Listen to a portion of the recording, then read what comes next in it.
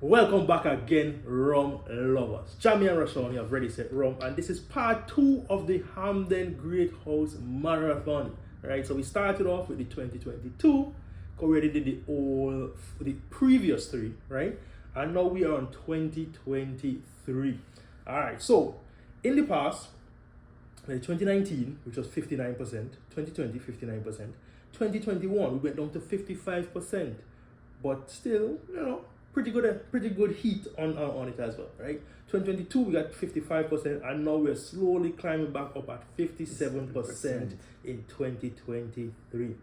Mind you, the esters are down, right? Previously it was averaging 855. We are down to 420.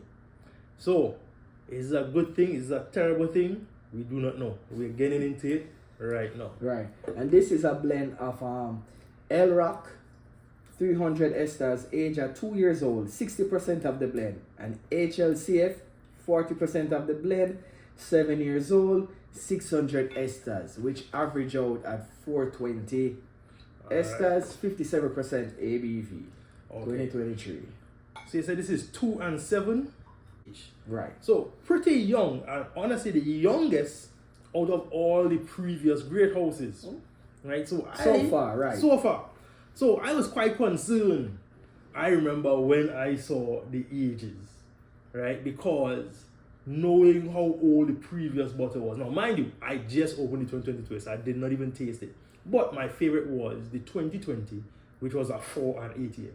Right? So seeing that we went down to a 2 and 7, I was concerned. Now, are my concerns founded? We are going to get into it now.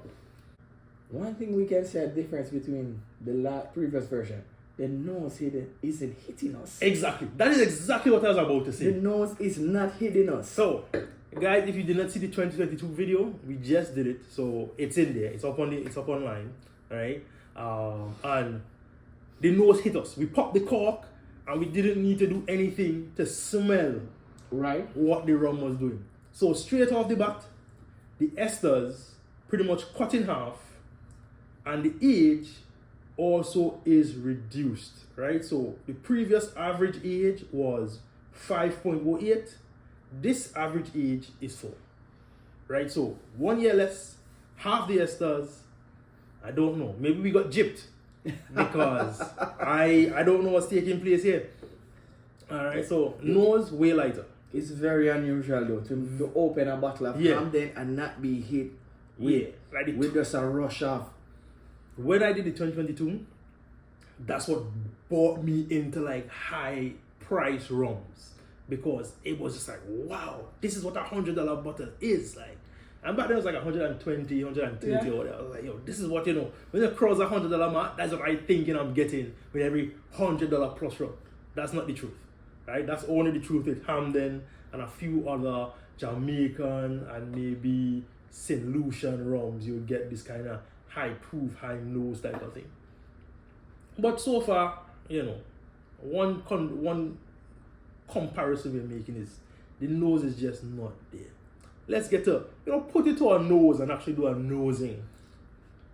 It's light, but I'm getting similar Hampden notes, some sourness, some sour fruit. It's more sweet on the nose for me. Not as heightened as the previous version. Mm-hmm. Yeah, I'm getting some sweetness. I'm getting some fruitiness. Not much of the chemical notes. Correct. that hit us in the previous version. Yeah, I'm just getting sour wines and sweet fruits. Like you're now starting. You put the fruits in there. Like say you put some jackfruit, some pineapple, that type of thing. Yes. Especially pineapple. Some plums, and then it's now starting to ferment. So you're getting the sourness, but you're still getting some of the fruit notes on there. That's what I'm getting. This is something I really like about Hampden, because you feel as if you're making a homemade wine in almost every bottle. I feel like that is like a signature of Hampden, And if you guys don't know how homemade wine is, try it. There's so many videos online I see every day on how to make homemade wine. So get yourself a new hobby. Although that is also another expensive hobby. Alright? Let's get to tasting.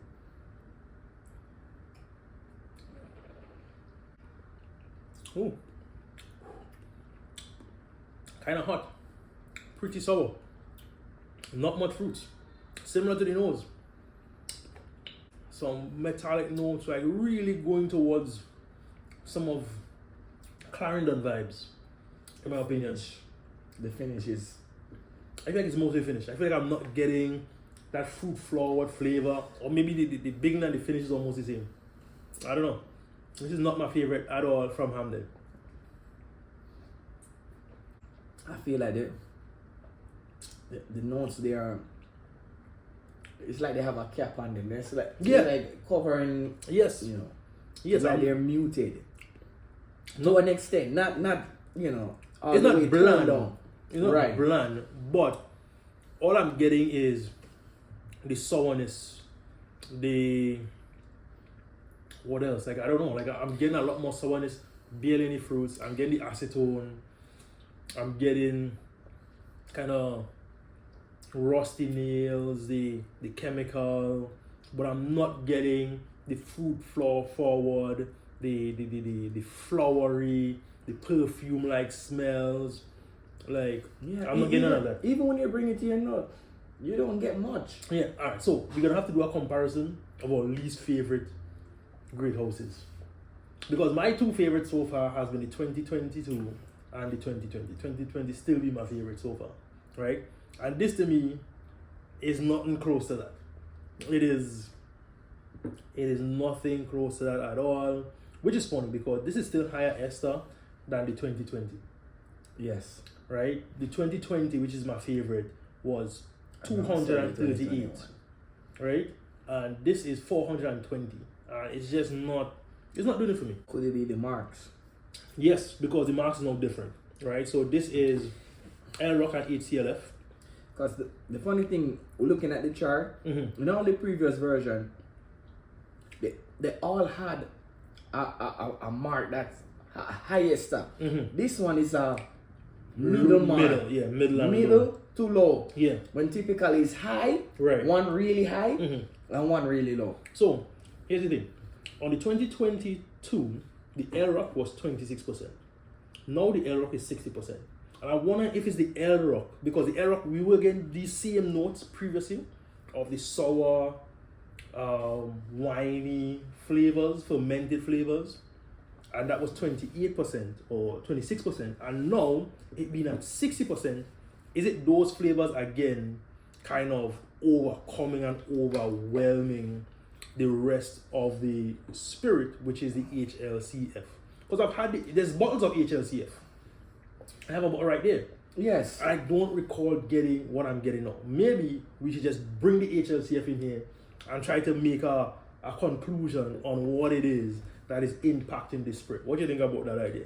Well, we can do that. Yeah, we're going to have to do that because...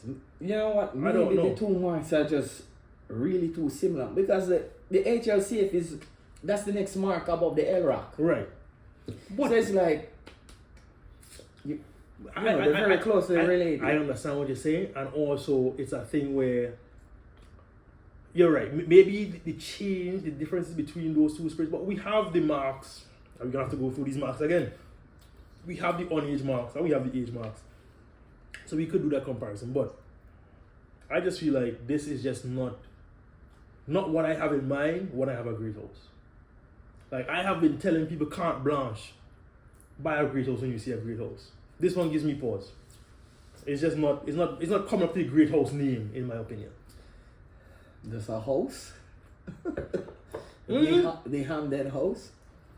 Yeah. Very sour. Even the little drop of water I just added, very sour. Personally, I would still buy it. I would. I would. I like it. Not love it, but I like it.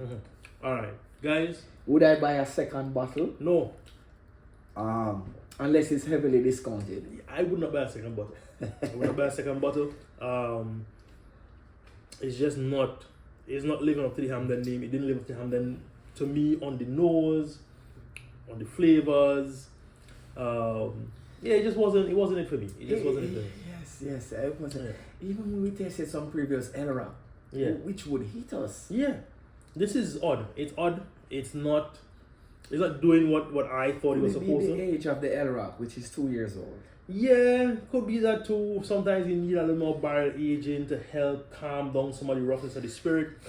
You know, Hampden isn't really big on, or like, you don't really fight down a Hampden on age that much. You know, you don't be like, oh yeah, it's only 9 years old, or it's only, like, to me, the thing that really proved that to me was the Hampden Great House 2020. Because it was only a blend of an 8 and a 4.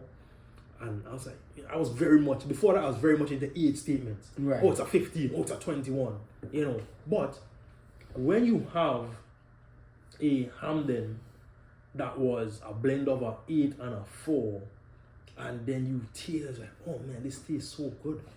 For what it is, the youth of what it is, the flavors of what it is, the nose of what it was. So that was to me like the benchmark of premium rum. For a very long time, I was like, yo, Hampden Estate is my favorite distillery. Our master distiller created this blend. Who's our master distiller? Who is the master distiller? I don't know. What did they say in the previous one? No, no, I gotta read more on all of these bottles. That's the one of the funny thing about Hampden. Does this say the same thing? This blend was created by Hampden Estate using representative master. So this one did not have a master blender. So whoever that master blender is for the 2023, okay, they're not. That then was not stated on the 2024. So maybe that's a good thing. Maybe the 2024 would be better. So guys, we are moving on to the 2024 release of the Hampden Estate rums. See you in the next one, 2024 next.